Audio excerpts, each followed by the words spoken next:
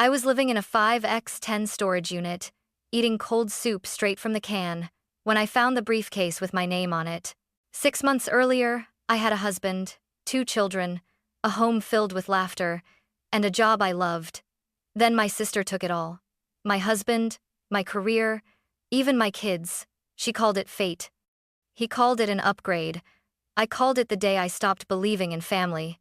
That night, I got a text from my ex-husband. "You'll die poor and alone."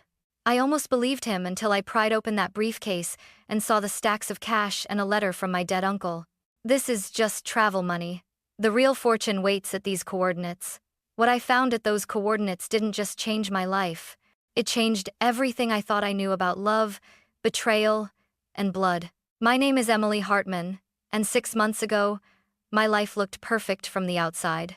I was married to Ethan, a charming project manager with a smile that made people trust him too easily. We had 2 beautiful kids, Liam, 14, who loved football, and Sophie, 10, who still slept with her stuffed bunny. We lived in a cozy 2-story house in Riverbend, Oregon, with blue shutters and a porch swing Ethan built himself. I worked as a senior designer at Riverbend Architecture, a firm I had helped grow from scratch. Ironically, my younger sister Chloe worked there too. Everyone admired her, the confident one, the life of the office. I used to think we were a team, sisters against the world, until that Thursday. It was late afternoon when an anonymous email landed in my inbox with the subject line, "You deserve to know." And no. Attached was a single photo, Ethan and Chloe, kissing in the parking lot behind our office. My stomach flipped. My first thought was, this must be edited. My second was, why does the background look so familiar? I left my desk shaking. By the time I reached home, my chest felt like it was filled with shards of glass. Ethan was in the kitchen, scrolling through his phone like nothing was wrong. "Ethan," I whispered, holding up my phone. "What is this?" He glanced at the photo, sighed, and set his phone down. "Emily, don't make a scene." "A scene?" I said, my voice cracking. "That's my sister." He rubbed his temples like I was the problem. "You were always so busy, so distant. Chloe understands me. This wasn't supposed to happen, but it did." I stood there, frozen, as every memory of family dinners, vacations, and shared laughter collapsed in on itself. When Chloe showed up at the office the next day, she didn't even look ashamed. She walked in with a new haircut, her hand on Ethan's arm. By Monday, my boss called me in. "We've decided to go in a different direction," he said softly. "Chloe will be taking over your role." It wasn't a different direction. It was exile. Within weeks, Ethan filed for divorce. He used every lie he could find that I was unstable, neglectful, obsessed with work. He got the house, the custody, and my sister smiling beside him in court. The night the papers were finalized, I stood outside the courthouse in the rain, clutching an umbrella that wouldn't open. My phone buzzed. A text from Ethan, "You'll die poor and alone. Chloe's already a better mother to our kids than you ever were." That was the moment something inside me broke quietly, completely. And yet, I didn't know it then. But the moment I lost everything was the moment my real story began. After that text, I stopped feeling like a person. I was a shadow haunting my own life, a ghost standing outside the window of a family that used to be mine. Ethan and Chloe moved into our house. The kids stayed with them. Liam's football photos started appearing online again, except Ethan was in them now, smiling like nothing had ever happened. Sophie looked smaller, quieter. When I called, Chloe answered and said calmly, "They're fine, Emily. Maybe it's better if you give them space." Give them space. From their own mother. Within weeks, my savings vanished into lawyer fees and rent I couldn't afford. Then I got the letter my job severance adjusted due to misconduct. They said I had accessed private company files. Chloe had made sure of that. I remember standing in the grocery store that day, holding a carton of milk, realizing my debit card would decline. The world spun, and I had to steady myself on the cart. I walked out empty-handed. By the end of the month, I was sleeping in my car behind a closed diner, using the restroom to wash my face. When the owner caught me one morning, he said kindly, "There's a place down by the highway, the storage units, Quiet. Cheap. That's how I ended up there in Unit 32B.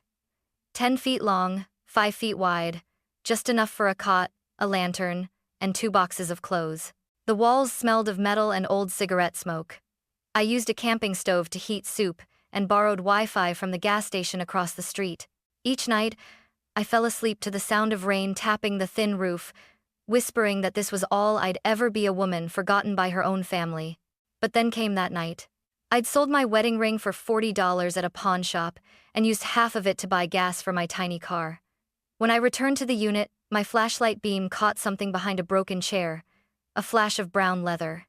An old briefcase, dust-covered, the handle cracked. I pulled it out and nearly dropped it when I saw the luggage tag, Emily J. Hartman. I frowned. I'd never owned anything like it. The lock was old-fashioned, with a 3-digit code. I tried 101, my birthday, our wedding date. Nothing worked. I set it aside, wrapping myself in a blanket, but sleep wouldn't come. The silence pressed on me, heavy as guilt. Outside, the wind howled through the gaps in the metal door. Finally, around 2 a.m., I sat up, grabbed my screwdriver, and whispered, "You took everything, Ethan, but maybe not this." The lock snapped open with a metallic click. Inside, something shimmered in the weak lantern light, stacks of crisp $100 bills, and a yellowed note, folded neatly on top. That night, in a cold storage unit on the edge of nowhere, I learned that sometimes the universe doesn't whisper. Sometimes it leaves you a message and dares you to follow it. My hands were shaking so hard the paper nearly tore between my fingers. The handwriting was crooked, but familiar loops that leaned too far right, like the writer was in a hurry. I hadn't seen it in over 10 years. "Emily," the note began, "if you're reading this, you've lost everything. Good. Only when the lies are stripped away can you see the truth. The money inside this case is travel money. The real fortune and the truth about your father's death waits at these coordinates in Montana." At the bottom, in fading ink, was a signature. Uncle Raymond. For a second, I couldn't breathe. Uncle Raymond had been my father's older brother, a war veteran who'd returned from Vietnam, half-broken, paranoid, and distant. When I was little, he'd visit on Thanksgiving, muttering about wolves in suits, and warning my dad to watch his back.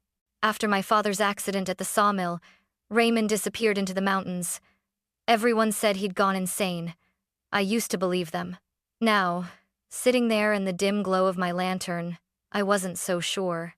I unfolded the rest of the paper. Coordinates were scribbled on the bottom. 47.0916 degrees north, 113.9948 degrees west, Timberwolf Trail, Montana. Montana. Almost 1,000 miles away. I laughed bitterly. "Sure, Uncle Raymond. Just a little road trip," I muttered. But something about that line, the truth about your father's death, burned in my chest. My dad's death had never made sense. The sawmill accident report was full of holes, but every time I asked questions growing up, Mom would go pale and whisper, "Let the dead rest, Emily." Now I wondered if she'd been scared. I counted the money. $49,000 in neat stacks, sealed with paper bands from a local bank. It wasn't drug money. The bills were too new, too orderly. The note wasn't a joke. This was real.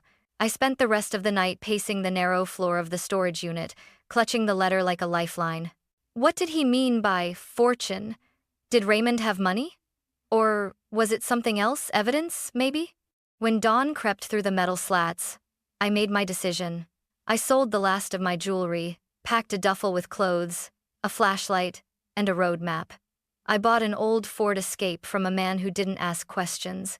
As I filled the gas tank, I caught my reflection in the side mirror.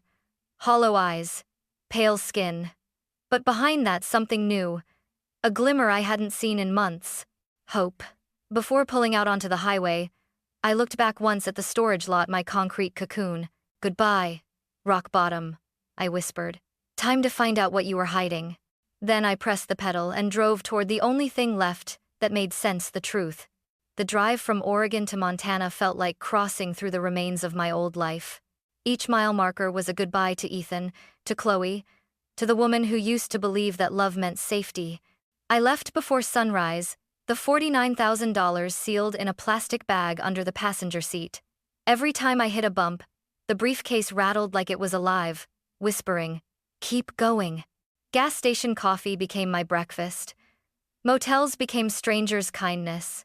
I drove through endless pine forests, snow-dusted towns, and roads so empty that the radio static felt like company. At night, when the road blurred into darkness, I'd catch myself imagining my kids. Liam's laugh, Sophie's sleepy voice saying, "Good night, Mommy." Then I'd remember Chloe brushing Sophie's hair the same way I used to, and my grip would tighten on the wheel until my knuckles turned white. By the third day, the air had changed. Thinner, colder, wilder. The GPS signal dropped just outside Flathead County. The screen flashed, "No service," as if warning me. "You're on your own from here." The coordinates led to a dirt road hidden behind a tangle of spruce trees, Timberwolf Trail. The name from the letter. I turned onto it slowly. The road was more like a scar through the forest, uneven and narrow, the tires crunching against frozen ground. After half a mile, I saw the rusted red gate, hanging crooked on its hinges. A faded private property sign swung in the wind. My heart pounded. I got out of the car, snow crunching under my boots, and tried the key that had been taped to the bottom of the briefcase. It fit. The gate creaked open, a sound like the groan of something ancient waking up. Beyond it, the world went silent. No cars, no wind, just the hush of snow falling from tree branches. I followed the path on foot, my breath fogging in front of me. The woods closed in, swallowing the weak light. Then, just like the note said, I found it a massive boulder, jagged and gray, shaped unmistakably, like a bear's head staring at the sky. Behind it, half buried in snow, stood a cabin. Not an old shack, but a solid, modern structure with metal shutters, solar panels on the roof, and a generator still humming faintly. For a long time, I just stared. My pulse thudded in my ears. "Uncle Raymond," I whispered. "What the hell were you doing out here?" I climbed the steps, my fingers trembling as I reached for the handle. It was cold, too cold. I turned it. The door clicked open easily, as if it had been waiting for me. And when I stepped inside, I knew I hadn't just found a cabin. I had walked straight into a secret my family had been burying for decades. The air inside the cabin was sharp, dry, and smelled faintly of dust and oil like a place sealed away for too long. I flicked on my flashlight, and the beam hit a wall covered in photographs, newspaper clippings, and handwritten notes. Strings of red yarn connected faces, names, dates. My breath caught. It looked like something from a detective's nightmare or a genius's obsession. Front and center, there was a picture of my father, James Hartman, shaking hands with another man outside a sawmill.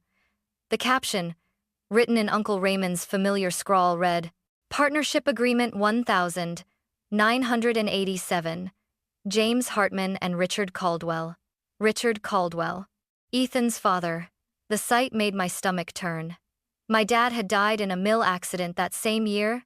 The same man who stood smiling beside him in the photo went on to build Caldwell Industries, the company that owned half the town. I moved the flashlight, following the red string. It led to a folder pinned beneath another note. "They killed him for the rights." My heart hammered. I opened the folder and found copies of police reports, maintenance records, and insurance forms. According to the documents, my father had refused to sell his share of mineral rights beneath the mill property. The day before he died, he'd signed papers protecting his ownership and naming Raymond as witness. The next morning, the accident happened. A malfunctioning loader crushed him instantly. But Raymond's notes told another story. Loader service 24 hours earlier. Safety system tampered with. Insurance policy increased by Caldwell Sr. 3 months prior. I swallowed hard. "Oh my God, Dad." On the opposite wall, another section was labeled, "C. Hartman." My hands trembled as I flipped through it. Photos of Chloe, my sister dating back years. One of her at 17, standing outside a cafe with Richard Caldwell. Another, at 20, signing a check, from Caldwell Enterprises. Tucked between the photos was a small tape recorder. The label read, "Riverside Motel, 2011. I pressed play. Static. Then Chloe's voice. She trusts me completely. Ethan's falling for me already. Another voice. Deeper. Older Richard Caldwell. Good. Once she's out of the picture, Ethan inherits through the marriage, and we own the mineral rights through the kids. Keep her compliant. My knees went weak. The recorder fell from my hands. Chloe hadn't just betrayed me. She'd been trained to, groomed by Ethan's father to destroy our family, to secure the fortune my father had died protecting. I stumbled to the desk, clutching the edges to keep myself upright. That's when I saw a sealed envelope, neatly labeled, "Final instructions for Emily only." Inside was a legal document, Uncle Raymond's will. He'd left me everything. His land, his accounts, and something else. Ownership of the Hartman mineral rights. Estimated value over $80 million. Tears blurred my vision. All these years, I'd been told I was weak, naive, broken, but my uncle had known the truth. He'd been preparing me, waiting for me to find this place. And now I finally understood what he meant in his letter. When the lies are stripped away, you'll see who the wolves really are. Oh, my sister, my husband, their families. They hadn't just stolen my life, they'd built their empire on my father's grave. For hours, I sat in the cabin, surrounded by papers that redefined everything I thought I knew about my life. Outside, the wind howled through the trees like it carried the ghosts of everyone who'd kept silent. On the desk were boxes full of labeled recordings, bank slips, and flash drives, years of evidence. Uncle Raymond had documented everything. Payments from Caldwell Industries to judges, hidden accounts in the Caymans, even emails between Ethan and Chloe, the earliest dated months before I ever suspected anything. My hands trembled as I scrolled through one of Raymond's typed notes. "If they destroy you, it means you're close to the truth. Don't run. Expose them." I wanted to scream. I wanted to tear every document apart, throw them into the snow, and forget it all. But then I saw a photo, one that stopped me cold. Me, at my wedding, radiant and smiling. Behind me, in the crowd, was Richard Caldwell. How had I never noticed? He'd been there the whole time, watching. My marriage, my career, even my family, all pieces of a puzzle that ended here, in this frozen cabin. I sank into the chair, holding my head in my hands. For a long time, I just sat there, listening to the hum of the generator. When I finally looked up, I saw another envelope taped to the underside of the desk. On it, my uncle had written in trembling letters, "Your choice defines everything." Inside were 2 items, a USB drive and a single-page letter. The letter read, "Emily, I couldn't save your father, but I can give you the chance to save yourself. This USB holds every record of what they did, enough to bring down the Caldwells and their allies. You can take the money and vanish. Start over. No one would blame you. Or you can finish what I started. But understand, the truth will cost you peace before it sets you free." I stared at the USB drive in my palm, small and harmless looking. Yet it carried 40 years of secrets, of blood, betrayal, and greed. What would I even do? March into a police station? Call the FBI? They had power, lawyers, friends, in every corner. They'd already taken my children, and if I went after them, they'd come for me again. But then I remembered Liam's voice when he was 5 years old, tugging my sleeve at bedtime. "Mommy, Daddy says bad people always get caught." My throat tightened. "Yeah," I whispered into the empty room. "They do." I packed every file, every drive, every tape into a duffel bag. The snow outside had stopped, and the sky was bleeding into shades of gray and pink. Dawn. As I locked the cabin door behind me, I looked back once, not as a farewell, but as a promise. "Uncle Raymond," I murmured, "you didn't live long enough to finish this, but I will." Then I climbed into the car, set the USB drive on the passenger seat beside the briefcase, and started the engine. By the time I reached cell service again, I knew exactly who to call. "FBI Field Office, Seattle," I said. "I have evidence of a 30-year cover-up, and I'm ready to talk." It took almost 5 months for everything to unravel. 5 months of phone calls, interviews, and nights where I barely slept. The FBI assigned me to Agent Patricia Nollis, a woman with sharp gray eyes and the patience of a surgeon. At first, she didn't believe me. She'd probably heard 100 stories like mine, desperate people chasing conspiracies to justify their pain. But then I handed her Uncle Raymond's files. And the USB? And the tape. The one with Chloe's voice. The next day, she called me back, her voice low and urgent. "Emily, this is bigger than we thought. You need to stay quiet. For now." So I did. I stayed invisible, a woman no one noticed in a cheap motel off Highway 2, living on takeout food and nightmares. Every week, Agent Nollis updated me in short, cautious calls. "We've traced the accounts. We've subpoenaed old insurance records. We're getting close." Then, one morning, I woke to the sound of my phone vibrating across the table. "It's happening," Nollis said. "Stay where you are. Turn on the news." On the screen, I saw the impossible. Ethan Caldwell, my ex-husband, being led out of a country club in handcuffs. Cameras flashing, reporters shouting his name. Behind him, Richard Caldwell, pale and furious, shielding his face. And Chloe, my sister, covering her head with a jacket as agents escorted her into a black SUV. The crawl at the bottom of the screen read, "FBI raids Caldwell Industries, in $80M, fraud and murder cover, up investigation." My hands went numb. I sank to the floor, laughing and crying at the same time. For years, they'd taken everything from me, my family, my job, my children, my dignity, and now they were finally facing the light. But the real storm hadn't even started. 2 weeks later, I was subpoenaed to testify. The trial was held in Seattle Federal Court, packed with reporters, cameras, and too many curious faces. When I walked into that courtroom, I felt like every step was a battle between the old me and the woman I'd become. Ethan sat at the defense table, wearing an expensive suit, looking smaller than I remembered. His eyes met mine for a fraction of a second, and then darted away. Chloe sat beside him, wrists trembling, mascara streaked. When the prosecutor called my name, I took the stand. "Please state your name." "Emily Hartman." "Miss Hartman, how are you connected to the defendants?" "They're my family," I said quietly. Or they were. I told them everything. The affair, the job, the storage unit, the briefcase, the cabin, every lie, every bribe, every voice on those recordings. The courtroom was silent, except for the scratching of pens.